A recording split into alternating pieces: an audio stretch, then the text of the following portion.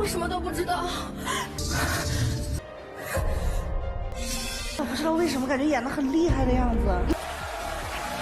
好棒，演得好棒。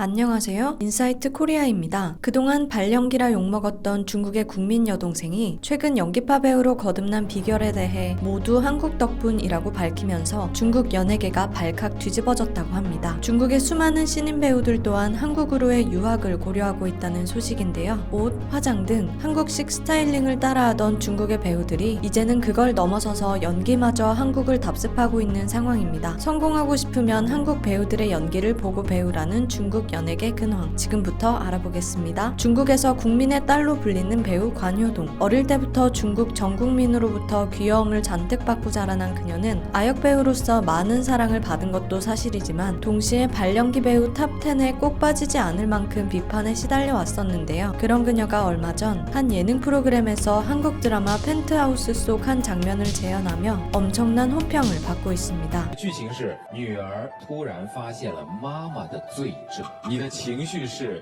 很震惊、很犹豫。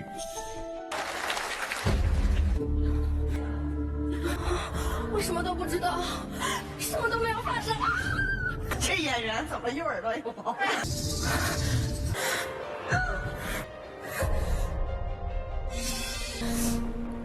我不知道为什么感觉演得很厉害的样子。好棒，演得好棒。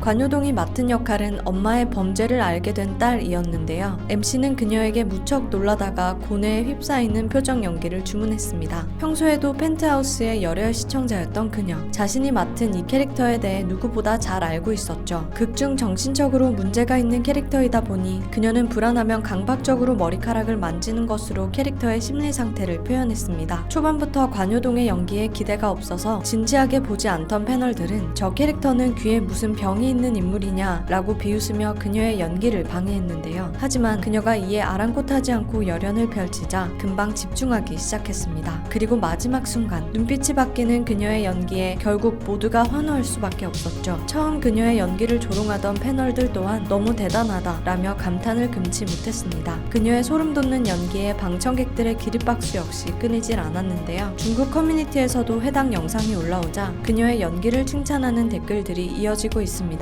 즉흥 연기가 이미 훌륭하군. 관효동 대단하다. 연기 참 잘한 것 같아요. 즉흥적으로 한데도 제법이네요. 라면서 이전에 발연기 배우로 유명했던 것이 무색하게 그녀의 연기를 호평하는 댓글들이 계속됐죠. 그러나 한편으로는 원작의 한국 배우만 못하다는 댓글들도 있었습니다. 연기는 잘하지만 솔직히 한국 배우만 못해요. 그래도 원작만큼은 아닌 듯. 한국이랑 연기가 너무 달라. 좀 부끄럽다. 확실히 원작에는 못 미치지만 저런 무대 환경에서 한 것 치고는 대단한데요. 등등. 아직 한국 배우를 따라가기엔 멀었지만 대체적으로 그녀의 연기 실력이 일치월장했다는 것에는 동의한다는 반응이었습니다. 이후 그녀는 관효동 드디어 연기력 폭발했다 라는 재평가를 받기 시작했죠. 그런데 사실 그녀가 이렇게 진정한 배우로서 인생의 2막을 열게 된 데는 한국 덕이 크다고 합니다. 중국의 한 연예 매체와의 인터뷰에서 평소 한국 드라마를 보고 연기를 공부했다고 밝힌 관효동. 다른 아역 배우들이 그랬던 것처럼 그녀 역시 슬럼프 비슷한 게 있었고 정신적으로 지쳤던 시기가 있었던 모양인데요. 많은 유명인사들과 작품을 함께하면서 그들로부터 연기 기술 같은 것을 배운 적이 있나요? 라며 지난 10수년간의 연예계 활동을 묻는 인터뷰 질문에 그녀는 어렸을 때는 멋 모르고 연기를 했던 것 같다고 답했습니다. 어릴 때는 함께 작품을 찍었던 분들이 얼마나 유명하신지도 몰랐고 연기를 배울 줄도 몰랐어요. 지금 생각해보니까 배운 게 하나도 없는 것 같아요. 요즘에 저는 한국 드라마를 보면서 배우고 있어요.